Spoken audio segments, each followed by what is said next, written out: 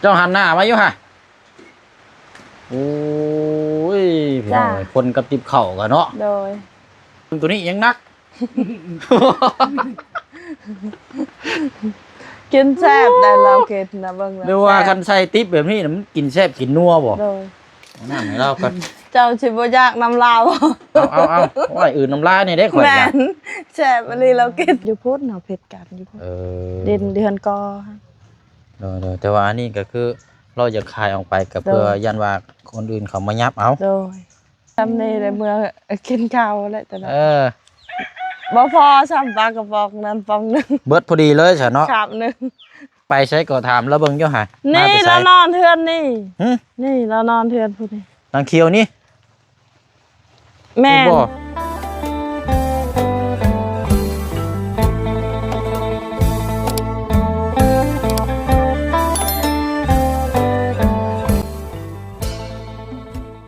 ก็จะลังdạ rồi มียังก็được pa จะโดยกินปลาก็เสียกินอยู่มืดแท้คือบ่ยับมาพี่อีกแน่นี่ก็บ่อย này cha đâu rồi พี่ยับก็ว่าพี่มันพี่gì mà เอ้ยมันกินอยู่มืดแท้หมูผัดบ่ให้กินผู้เดียวนี่กินผู้เดียวบ่นะ rồi โดยว่าซั่นพักแล้วนี่เนาะหิวข้าวหิวน้ำหิวข้าวหิวน้ำบาดนี้เนาะเอาคำแบบคือมืดๆแน่เด้อพี่น้องเนาะปกติกะยังบ่ทันคำพันมืดหรอกพี่น้องพออยู่เฮือนเรามันก็มืดเนาะจ้าdạ จ้าลีจ้าพี่ครับได้จ้าแล้วจ้าน้องคำดียังบ่ได้มาอยู่กระบี่เนาะไปทางใดล่ะยังบ่มาไปทางใดเด้เนาะแม่นทุกมียังอันนี้ยังไปเท่าลี่อยู่เฮือนจ้าล่ะจ้าไก่แยะมานึงจ้าเจ้าหันหน้ามาอยู่ฮะโอ้ยพี่น้องคนกับติบเข่ากันเนาะโดยพูดดีๆนี่เนาะจ้าตัวนี้ยังว่าธรรมดาเบิ่งตัวนี้ยังนักกินแซ่บได้เราเกตนะเบิ่งเรียกว่าคันใส่ติ๊บแบบนี้มันกินแซ่บกินนัวบ่อยู่พุ่นเอาลงสวรรค์ก็แซ่บเราเกตบ่แม่นเว้าเรื่องติ๊บเข่านี่นะไอ้ปั้นนี่แม่ว่าติ๊บเข่านี่มันขาดแบบนี้นี่กินแซ่บบ่หรือว่ามันเป็นแบบใดนะติ๊บหน่วยนั่นเด้อมีอยู่3ติ๊บบ่ตัวนี้สีนี่คุ้นๆเนาะอันนี้อันนี้อันบ่เชียงเอาให้ตอนลงสวรรค์หั่นอันนี้เนาะโดยเราจะกินกันบ่กาคือบ่เอิ้นเมียเข้ามาอีกนะหามากินข้าวเอาเด้อจ้าแม่กินเมียก็หายเอาเนาะอายเฮาเมียฮู้จักละอายโอ้ยเนาะกินโลดกินแม่จะไปอายได้กินแล้วถึงเทื่อได้เฮ็ดเวียกเฮ็ดงานได้นี่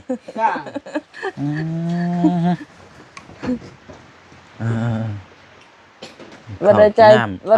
ถ้วยเลยนี่กับข้าวนั่นปลากระป๋องโดยกับอีหยังแจ่วบ่นี่น่ะแจ่วก็คือบ่ใส่ถ้วยแท้นี่คือใส่ครกเลยบ่ประตูแบบนี้เขาเคยกินเด้บ่ได้ยากโดยกินแบบง่ายๆนะนี่เนาะง่ายเลยตัว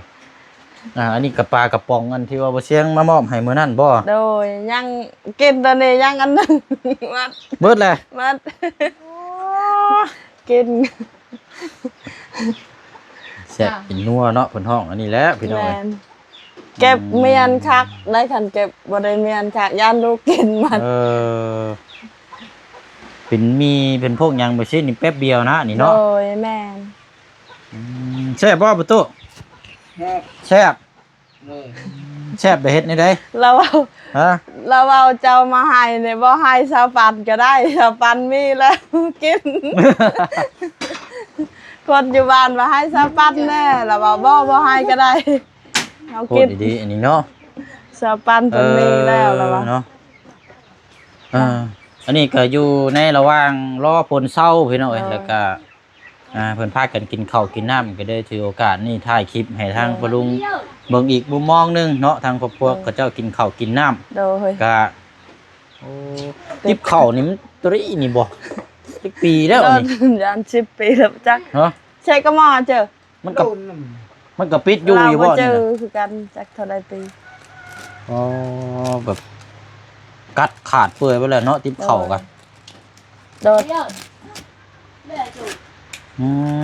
มโหดีๆพี่น้องเนาะนะ จ้า จ้ะ ใช้อันนั้นน้องอันนั้นได้หาน้องอีหยังก็ กะทานีเราไป สถานี หา น่ะ คำดี อืม Rồi. เยอะจะโดย เห็นแล้วว่าคำดีนะมาแล้วว่า แล้วมองคำดี อยู่ใช้มาแล้วว่า Ăn chua ai. คำดีหายโตเบิดมือเลยพี่น้องจักไปทั้งใด Ông anh tao ỉ à. จ้าหอยแต่เฮาไม่เจอ อืม เจ็บ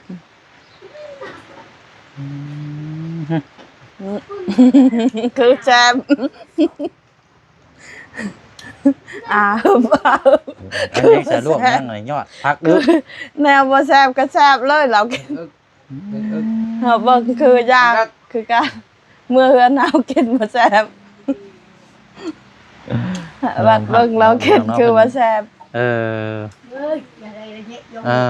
ไม่ยังอัน จ้า นั้น ได้นี่จ้าได้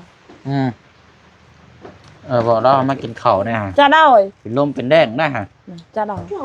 นี่จ้าได้จ้าได้ Chà là จ้า chà อ๋อเรามองบ่เห็นแน่เนาะ เด้อ คันมืดแน่นี่เรานั่นแหละอืม giờ thật ผู้นั่นก็ยากคือกันบ่กล้า ใช้คนใด เด้อเท่าลีนะ เบาดีบ่ เท่าลีนั่นเราบ่กล้า บ้าเบาดีสิบ่กล้ากินแม่นแล้วนี่ เมื่อจะหน่อย มาตะนี่หายเอา เออ มาแม่เบาดีจังได๋เบิดได้ ก็ ฮะ ได้แกแย่จ้าน่ะ เออ Dạ. Dương rồi đi. เนาะก็ว่าสีเศร้าๆแล้วเนาะผล เด้อ แต่ว่าก็คันเศร้าแล้วก็จักสิเฮ็ดแนวใดเนาะเวียกงานมันเปกเปี้ยไปหน่อย แม่น มันยากละเบิ่งทางน้องน้อยเพิ่นก็กินเป็นแต่แซ่บเดียวเนาะข้าวก็พอ ใช่ ปั่นคำไงไง โอ้ ใช่ โอ้ย จ้าล่ะ พี่น้อยเนาะโอ้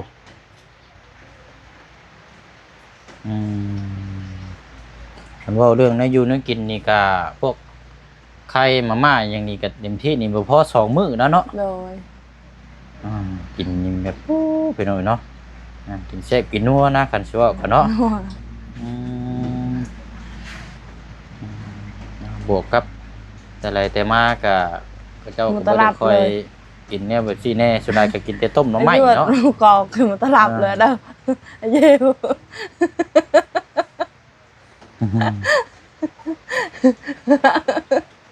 แซ่บ ใช่นะเบิดแล้วบ่เข้านะยังอยู่เนาะเบิดบ่นี่กินนี่ Mất. โอ้เอาสิท่าเบิ่งนะเขาเจ้าสิกินเบิดนี่ยอมแล้วจะ ว่า เอาแล้วว่าเบิดเด้พี่น้องอันนี้ตู้นี่ จ้า อันผู้เมียบัด อาย อายยิ้มนี่ชื่อเบิ่งผัวกิน โอ้ย กินเลิศอายนั่งจ้าน่ะอันเลย ไอ้บ่ให้เรากินเราได้บ่ต้องอายทำใหญ่ๆโลด โดย อันน่ะแต่เก่ากินก็แบบว่าบ่ได้อายบ่ไอ้ปานแบบสิบ่กินแต่เก่ากัน บอเราไม่ได้อาย แต่เราเคยกินคอยแบบนี้บ่ได้หยาบแบบนี้ คันสิว่าก็เข้าคำหนึงเคี่ยวจนว่าเละเพิ่นน่ะเพิ่นสิอื่นเทั้งนี่เนาะ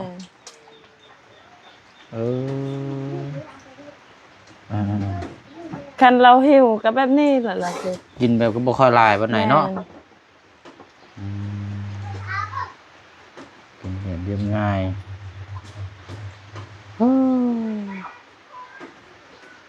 แค่นว่าประตูเอาน้ำดิเอาน้ำให้เราก่อน เจ้าชิบ่อยากน้ำลาว เอาโอ้ยอื่นน้ำลายนี่ได้ข่อย แม่ จ้ะ นแช่บรีเรากิน ปูบ่ม แตกแตก เอาอันนี้เป็นมุมมองทางพระเจ้ากินข้าวกินน้ำพี่น้องถือว่ากินข้าวเที่ยงก็แม่นเนาะแม่นกินข้าวเที่ยงก็แม่นแต่ว่าพอได้มีปลากระป๋องทางอันเอ้ยเพิ่นฝากมาให้มื้อนั้นและอันนี้ก็ทางเอ้ยใจดีอยู่ฝรั่งเศสเลยอาณาฝากมาแต่ก็เจ้าก็พอได้กินนำกันปองเดียวนี่กินน้ำกัน3คนเนาะ3-4คนกินจงให้ผู้นั้นแน่เราบ่ได้เข้าบ่ดีบ่กล้ากินบ่ดีนะบ่จงจะน้อยซึกอายเด้อายแล้วบ่จงเด้เนาะพ่อตู้เนาะกินนู่นแหละเนาะจ้าเฮ็ดจ้าพอดีหิวแล้วซ้ำนี่12 โมงแล้วกำลังหิวข้าวหิวน้ำเนาะ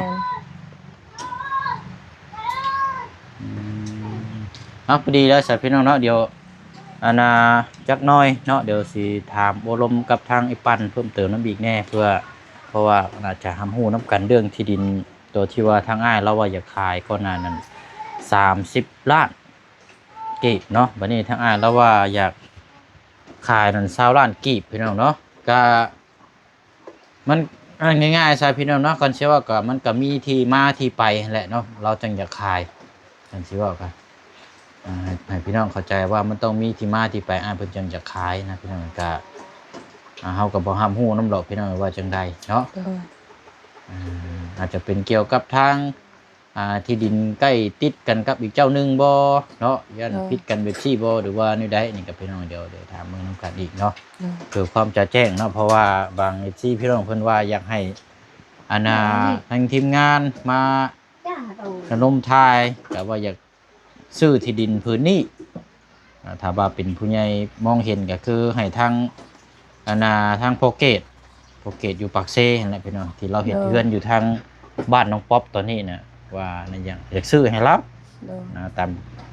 ตามแนวทาง FC คอมเมนต์มาในช่องของทางผู้เชี่ยวชาญพี่น้องเนาะแต่ก็เลยว่าคิดว่านี่ใดเนาะเดี๋ยวถามพูดคุยแจ้งพี่แจ้งน้องน้ำกันนั่นแหละเพราะว่าที่ดินมัน20 ล้านมันก็ถ้าเป็นเงินบาทก็ประมาณ30,000เนาะ30,000 บาทนี่แหละพี่น้องแต่ว่าหลักๆแล้วนี่ก็เราคาดว่าเราอยากขายนี่เรามีเหตุผลบ่อันนี้ปั่นหรือว่าเราเป็นแบบนี้นะพอฮู้อยู่บ่เฮาก็บ่ได้ถามอ้ายแล้วเมื่อวานถามเราเบิดว่าขายนะว่าเราขายเงินแบบไปใช้หนี้ใช้หยังบ่นะว่าแบบนี้บ่ยานเราขายเราอยากได้ข้าวกินบางเทื่อ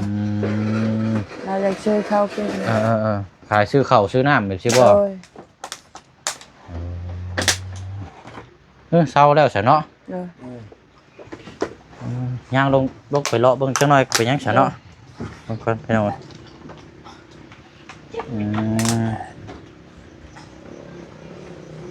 ตกก็ตกบ่แห้งบ่ได้ตกดินได้จอดนี่เธอพอดีแล้วตกดินเนาะอิ่มแล้วพ่อตู้อิ่มแล้วโอ้คักแล้วบัดนี้เนาะกินแล้วบ่น้ำนะกินแล้วเท่าลีเอ็กเข้ามาเท่าดีนี่มักกินน้ำลังหมูเนาะเบาดีนี่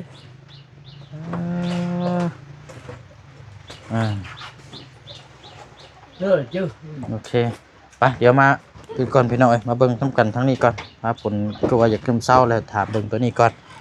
พูดคุยให้พี่น้อง FC ทำหูน้ำกันเบิ่งน้ำกันคร่าวๆนะพี่น้องเนาะพี่น้องฟ้าฝนเศร้าแล้วก็มาเบิ่งบัดนี้เนาะหลังจากฟ้าฝนตกโอ้บ่กล้าย่างเข้าไปหรอกนี่เรียบร้อยแล้วนี่ติดเกือบแล้วนี่เปียกมันเปียกเลยนี่เนาะคือดำนานี่แหละเรียบร้อยแล้วนี่เปียกแล้วย่างเข้าไปนี่โล่มเลยพี่น้องเนาะนี่เนาะได้แล้วอ่อนอย่าห้ามหอยเรือหอยเรือกินหอยเรือบ่เบื่อหรอกหอยนี่นะแต่ว่าอยู่ที่ว่ามันสีสะอาดบ่แค่นั้นแหละสะอาดมันอยู่ในมันยืนพี่ก็ได้เฮาเบิ่งเนาะเดี๋ยว มันสิเฮ็ดเวียกบ่ได้แล้วพี่น้อย อันน่ะอันนี้เลยใช่ปันต่อจากตัวนี้น่ะเจ้าของเพิ่นบ่อันนี้อยู่ใช้ฉัน นี่เกิน หลังกอนี่บ่ แม่ อันกอดินบล็อกนี่บ่ แม่ อ๋อบัดนี้อันว่ายับลงไปพุ่นน่ะคือดินทั้งลุงเจ้าเนาะ แม่น อันที่ว่าเราจะขาย30ล้านอยู่หั่นพี่น้อง โดยนี่ อันนี้ทางอ้ายเพิ่นก็ยังยืนยันอยากขายคือเก่าคือเดิมอยู่เลยพี่น้องเนาะในราคาก็20ล้านกีบเนาะประมาณ 30,000 บาทของเงินไทยเฮาก็ถามว่าอันนี้บ่เรื่องถ้าว่าอ้ายเพิ่นอยากขายเฮาก็บ่ฮู้คือกันเนาะว่าเพิ่นอยากขายแบบใดพี่น้องบางเทื่อเราก็ติดหนี้บ่หรือว่าอยากได้เงินได้คำไปใช้จ่ายหยังต่างๆหั่นแหละเนาะแปลว่าบ่ได้มีพิษเถียงกันบ่ไอ้ปาน บ่ แปลว่า เด่ ทิ น ศแปล เด่น ว่า ลาวเลยบ่ได้เคยผิด บ่แปลว่าติดตรงข้ามแปลว่าคืออันเจ้าของอีกฝั่งหนึงสินะบ่ได้มีปัญหาหยังกันบ่ บ่ เออ เราแบบเราอยู่เราย่านซื่อ อืม ย่านเขายับซื่อๆ ยันแบบว่ายับออกก็เลยอย่าคายออกบ่ โดย อ๋อประมาณนี้ใช่พี่น้องเนาะคล้ายๆว่ามัน บ่ สิ ได้ มี ผิดกันบ่ยังบ่ได้ผิด แต่ว่าบ่ได้ผิดบ่ได้หยังอันว่าถือกันเนาะ เด่นอยู่พุ่นเฮาผิดกันอยู่พุ่น เออ เด่นเดือนกอ เออแต่ว่าอันนี้ก็คือเราจะคายออกไปก็เพื่อยันว่าคนอื่นเขามายับเอา โดย คือแบบว่าบางคนก็เว้าได้เว้าเอานะพี่น้องเนาะคันสิเว้าก็ แบบนั้น เราก็เลยอยากขายออกเนาะโอ้เนาะถ้าว่าต่อรุดเราจัก15 ล้านนี่จะว่าเรารุดอีกบ่จักซะนี่เนาะ ถามเบิ่งคันเฮาอยากได้เฮาเบิ่งความแน่ใจเฮาก็ บ่ต้องถามผู้วันทำฮู้นํกันเลยเนาะ โดย เพราะนั่นคือว่ามันบ่คือได้เฮาก็บ่เอาเนาะ โดย อันนี้ก็บ่แม่นหรอกพี่น้อยเนาะหลายคู่หลายคนทั้งพี่น้อง FC ป้าลุงก็ว่าบ่เสียงคือบ่ซื้อไว้ว่าซั่นพี่น้อย โดย คือบ่ซื้อไว้ซื้อไว้แล้วก็ยามมันเป็นราคาก็จังขายว่าซั่นก็ ต้องเป็นและ พี่น้อย มันไกลติดกับเฮือกแบบนี้ แต่ว่าเนื้อที่ดินที่ทางเนี่ยก็บ่ได้อยู่ในซอกเด็กปานใดหรอกก็งามอยู่พี่น้อยเนี่ยลงไปนี้ แต่ว่าปุ๊กเพื่อนปุ๊กหยังก็อยู่แบบซนโตเลยสำบาย แม่ มันก็บ่ได้อยู่ในบ้านนะพี่น้อง แม่ หรือว่าเรื่องเป็ดเรื่องไก่เรื่องหยังต่างๆสำบายเนาะที่ดินพื้นนี้นี่แต่ว่าเว้าเรื่องปัจจัยนี่แหละพี่น้องปัจจัยเงินค้ำเฮานี่แหละเนาะ โดย มันก็อยากได้อยู่พี่น้องเนาะอยากซื้อไว้นั่นแหละก็มันหักจะสิเอาเงินอยู่ใส่ซื้อเนาะเวียกงานเฮาแต่ละมื้อนี่ก็จักสิเดือนต่อเดือนก็ยังเกือบบ่รอดนะพี่น้องแต่ว่าถ้าไผได้มาอยู่นี่หรือว่าซื้อที่ดินพื้นนี้นี่เหมาะที่สุด แม่ เป็นอย่างจังว่าจังสั้นคืออันน่ะเราปลูกของฝังไว้ให้เด้เนาะ แม่น เอาคือมะกล้วยนี่ก็ แบ เฮา บแบบนี้แล้วลำไย แน่น แบบนั้นคือกันเลย คือกกล้วยหรือว่าหมากลำไยหรือว่าหมากม่วงก็มีเนาะเราปลูกไว้แบบว่ามีแต่คนซื้อมามีแต่เฮาดูแลแล้วเฮ็ดหัวเฮ็ดหยังเอาแล้วก็สามารถเอาไว้กินไว้อยู่ไว้หยังได้ขาย แบบนี้ ก็ เล ได้ ยคันเขาทางจะเนาะเจ้าเห็นแบบนี้เลยแบบนั้นเล แบ ย บนี้ได้นี่เนาะ แบบนี้เลยเขาปลูก ทางนะครับมันก็สิแปลนประมาณนี้เนาะ โดย โล่งมันก็กล้วยหมากขึ้นมาก็ โดย ไปขายพี่น้องเอ้ยเนาะ แม่ โอ้ยซื้อคันสิว่าก็ซื้อแล้วก็ได้กำไรด้วยนะพี่น้อง โดย ได้กำไรของปลูกของพังด้วย แม่น เนาะโอ้ขอพรน้ำอ้ายแล้วนี่สิบ่ได้บ่เนาะกันว่าสมมุติคือว่าเชียงสิเอานะพี่น้องเอ้ย โดย ก็คักอยู่ได้พี่น้องเนาะ โดย จะให้ซื้อสด คอ ก็บ่มี น้ำลาวนั่นแหละว่า พรเอาพระเอกเพิ่นผู้มาเลยยิ้มเปื่อยเปื่อย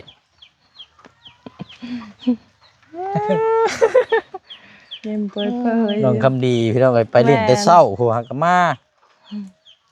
ยอด ซ้ำนี่เลยเมื่อกินข้าวแล้วแต่ละ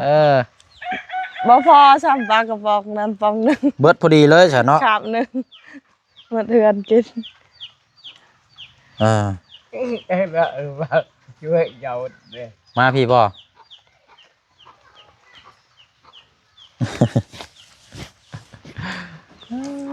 พี่น้องเอ้ย ค่อยเราไปค่อย เอาคันว่านั่นก็คันพ่อนนี่ก็ได้อยู่พี่น้องเนาะแต่ว่าระบบพ่อนนะคันซื้อสดนี่บ่ไล่ทั้งหมู่คู่แล้วพี่น้อง แม่ บ่เสียงอยากได้อยู่พี่น้องตามพี่น้อง FC ว่าอยากให้ซื้อไว้อยู่แต่ว่าหากคันซื้อสดนี่ก็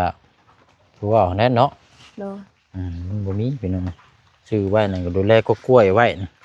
เราเว้า ไป ย่านติดกับหมู่เราย่านซื่อๆบ่แม่นว่าเขาเถียงกันแล้วยัง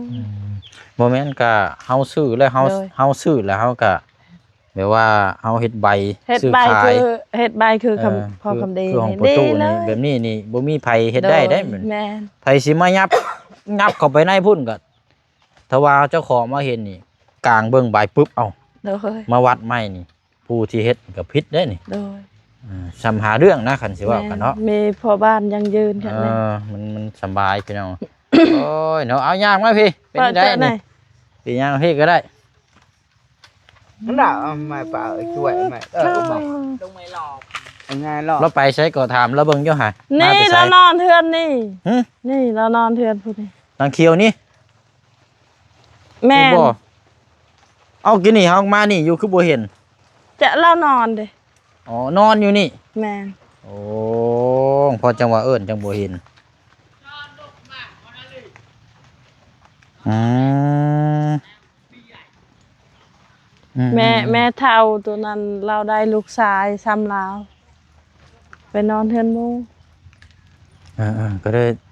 เดินนอนเนี่ยฮะกับผลเศร้าๆแล้วก็ได้ย่างมานี้เนาะ โดย โอ้ยเนาะนึกว่าไปไกลประตูรถเล่นไปพุ่นบ่ไปนำหาลูกเราอึกกระทึกขนองพี่น้อ พี่ ง แท้อยู่นี่ อยู่ใกล้ๆนี่เนาะ ต้นติเลย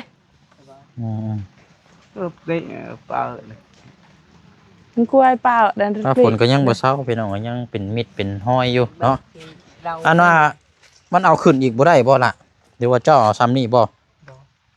เราเอาซ้ำนี่ อย่าว่ามันคือก้มโพดแท้นะ บ่ บ่ได้เจ็บหลังบ่ บ่คันชื่อแบบนี้ก็ย่างบ่ได้ แบ ต้อบ งคดๆแบบนี้ ต้องคดก้มหน่อยหนึงเนาะ แม่กลมแบบนี้ บ่ได้รู้สึกเจ็บหยังเนาะ แม่น เอาดีแล้วเนาะคอยย่างคอยไป คันนอนอีกเจ็บแล้ว อืม คันไปนี่บ่ได้เจ็บ แบบมันเมื่อยแบบนั้นคันอยู่บ่ได้ตี อืมเนาะเอาไปเลยละไปมื้อหากินข้าวกินน้ำเนาะกินข้าวกินน้ำ จะได้ ฝนก็ช่วงสิบ่เช้าหรอกพี่น้อง จะได้ ฝนตกดินปล่อยๆลงมา ไป เรา ล่ะ เมื่อกินข้าว หากินข้าวขอย่างเด้อเอาดีแต่ว่ามื้อไปกวดก็ได้ขาค่ำอันนี้มาเลย เลย คือบ่มีตัวนี้ก็จักสิไปแนวใดแล้วพี่น้อง แม่ ยากอยู่แล้ว เลย ซึ่งก็ถามมื้อนั้นเลยก็เลยบ่ ดี มี ใจเลย ซื้อเอาเลย เลาะแถววาด เนาะเอาซะเนาะพี่น้อยเนาะกะหั่นละจังว่าจังคุยน้ำกันเนาะอันนี้ก็เป็นอีกที่ดินอีกพื้นหนึงเนาะที่ทางปะลุงให้ความสนใจ เพราะว่าหนึ่งมากกับราคากับพอพังแล้วก็ เลย เหมาะสำหรับทางพี่น้องว่าให้ทางพอสร้างเนาะสร้างเกตที่เราอยู่ปากเซ่แหละพี่น้องยกย้ายครอบครัวมาพี่นะว่าครับว่านั้นผู้ใหญ่มองเห็นก็บ่อยากซื้อให้เรานะพี่น้องเนาะแต่ว่าก็อันนี้ก็ขึ้นอยู่กับศรัทธาทั้งผู้ใหญ่ทั้ง FC ที่จะมองเห็นกับเรานะพี่น้องเนาะมาอีกได้บัดนี้เนาะ แม่ โอ้เอามาบัดนี้เฮาขออนุญาตแล้วบัดนี้พี่น้องเนาะล่ำลาก่อนมื้ออื่นจังสิเข้ามาใหม่เนาะเสียงก็สิไปเวียกต่อก่อน มันเฮ็ดเวียกบ่ได้แล้วพี่น้องเฮาก็มีแต่ว่าเราติดตามเบิ่งปั๊บหน้าดินถ้าว่ามีหยังเพิ่มเติมก็จังมาแจ้งมาคุยนํกันเองเนาะป้าเสยเด้อปันเด้อ เอาประตู ใจหลายๆ โอ้ยเอาสบายดีพี่น้องเอ้ยสบายดีพี่น้องนํกันเนาะพี่น้องเนาะหั่นละเนาะเป็นบรรยากาศเป็นประตูกินข้าวกินน้ำเบิ่งท้องว้าวโชนรูปเบิ่งเบ่งลึงอยู่ เฮ้ย โอ้ยโชว์อีกโอ้ย เต้า ป้าสะเนาะหั่นละพี่น้องจังว่าจังคุยนํกันเนาะ เนาะ มื้อนี้ก็มาตบท้ายอยู่นี่แหละพี่น้องฟ้าฝนปล่อยปลายลงมาแน่เนาะเอาลำลาก่อนเด้อพี่น้องเด้อเนาะนํกันบ่สุขุทุกคน เด้อ ไปอีกรอบหนึงเนาะบ๊ายบายเด้อพี่น้องเนาะย่างลงรถพุ่นละบัดลงหม่องนั่นพุ่นละ